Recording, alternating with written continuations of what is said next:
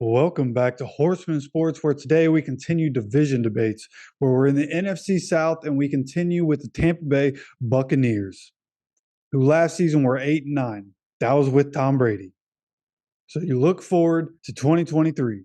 Did the Buccaneers get better or worse? And when I looked at the entirety of the NFL, the Bucs are one of the only teams in the league that actually got worse.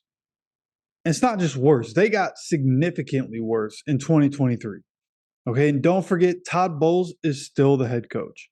Right, so you look at some of the roster moves that happened. Obviously, they lose Tom Brady. Who do they replace him with? Baker Mayfield.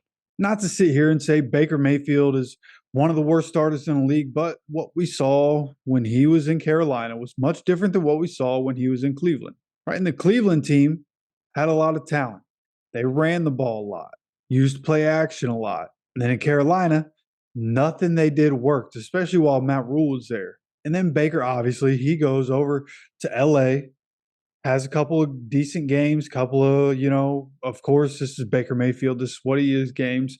And now coming into Tampa, I've never really been somebody who thought Baker Mayfield was going to come in and light up the NFL anyways. So I don't have a whole lot of faith in what Baker can do in Tampa. Now, he does have Mike Evans, Chris Godwin to throw to. It's not like you can just leave that out. Those are two top tier weapons in the NFL for him to throw to. And he has a running back that I like in Rachaad White. Now, they also went out and got Chase Edmonds to complement Rachaad White, who's going into his first year, presuming he's going to be the starter for the Bucs as a starter. But having Chase Edmonds to be able to fill in, be able to be a pass catching back, be able to be, a third down back if you need him to.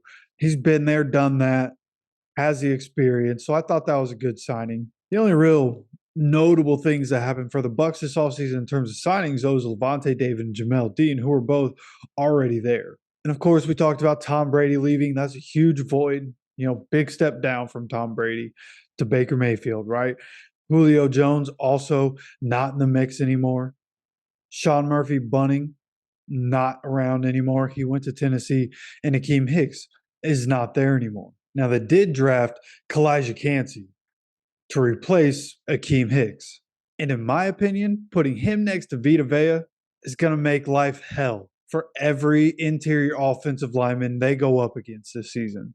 Now, Kalijah Cansey did suffer a calf strain in practice on Sunday. But as long as he's on the field right next to Vita Vea, like one of those two is going to have to be double teamed.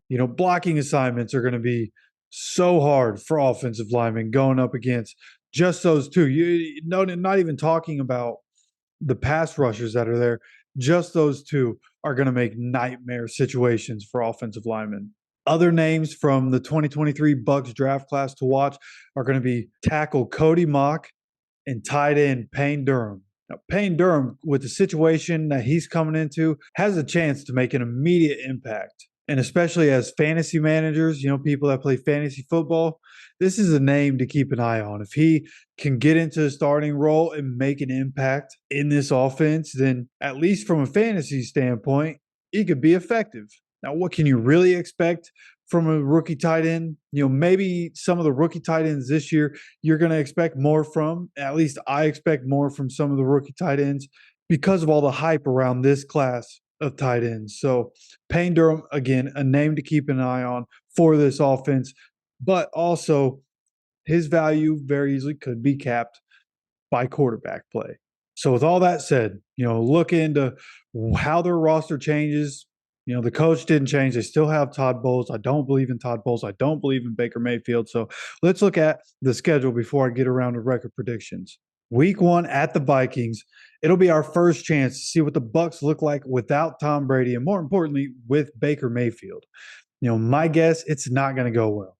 Minnesota Vikings are going to be very good this season. I think the Bucs are going to get ran through in week 1. I think they're going to get ran through most of the year. Their only win for me this season comes in week 2 against the Bears. And honestly, I had them going 0-17, but it's so hard to go 0-17. And I already have another team going 0-17, so I can't have two teams going 0-17. Therefore, the Bucs get a win in week 2. But honestly, man, nothing about this season is important for the Bucs.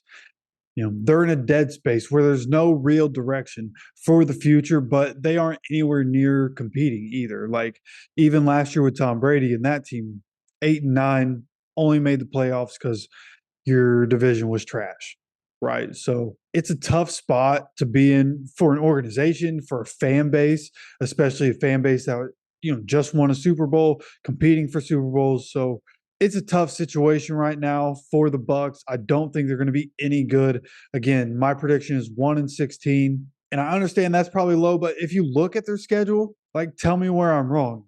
Again, they have the Vikings, they have the Eagles.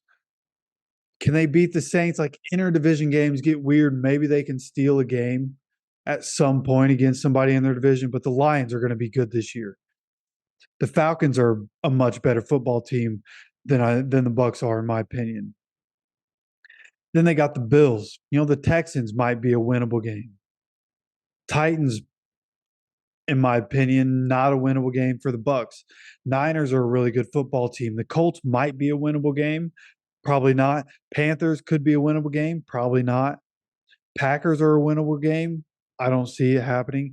Jaguars are a good football team, and then the Saints and Panthers to close out the year. So I just don't see it for the Bucs, man. I think their roster is trash. I think quarterback play is a big deal, and coaching is a big deal, right? And you have Baker Mayfield and Todd Bowles. I that pairing is a joke. And I just don't see good things for the Bucs this year, to be completely honest with you. So, if you think differently, you let me know down in the comments. Tomorrow we're going to be talking about the Saints. So make sure you subscribe with notifications on and be ready for that video to drop. And I'll see you then.